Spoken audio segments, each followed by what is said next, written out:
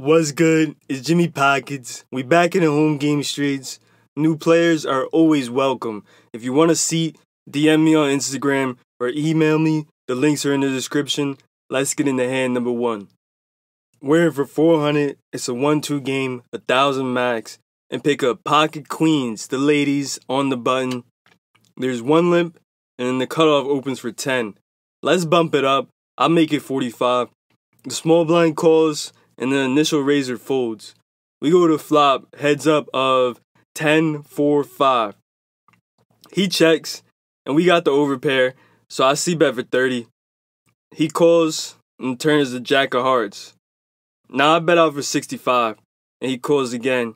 When he calls again like this, I'm thinking he has a 10 or a hand like ace jack, or maybe even a flush draw.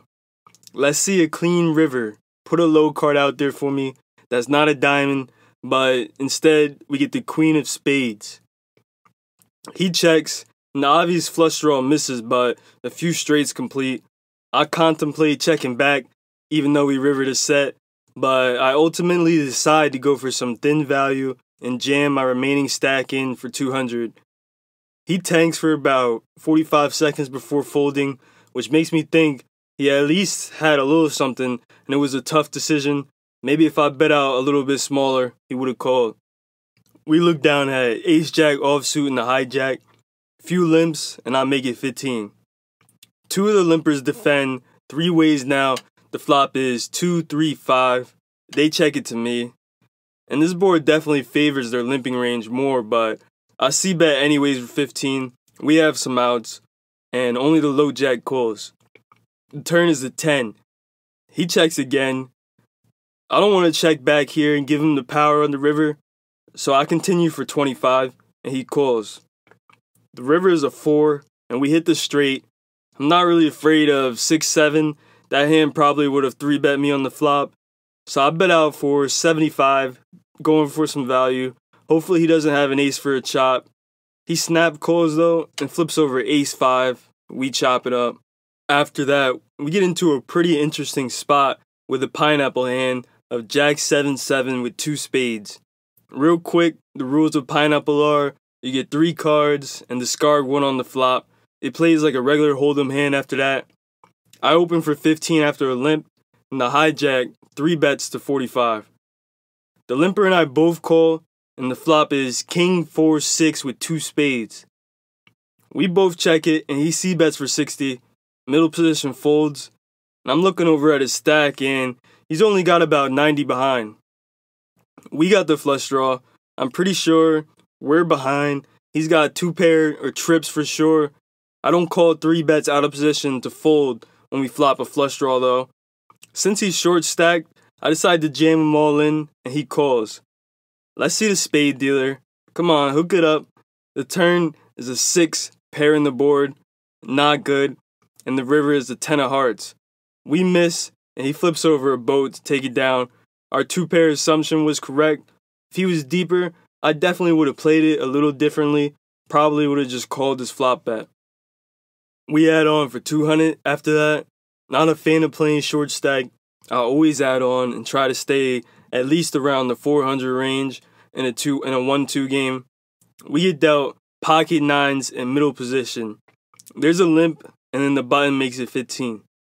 I just call it, but could definitely be putting in a 3-bet here.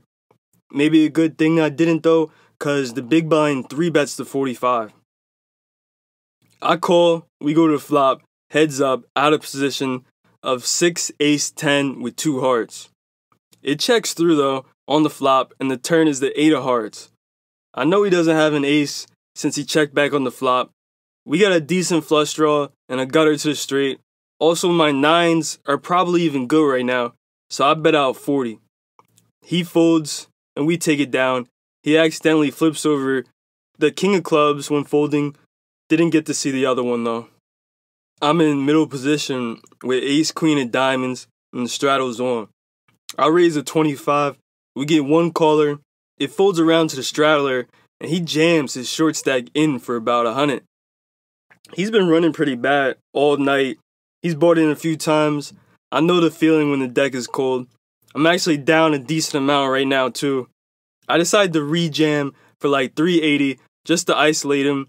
It works, the initial caller folds, and we go to a run out of 10, 6, 3, Jack, King.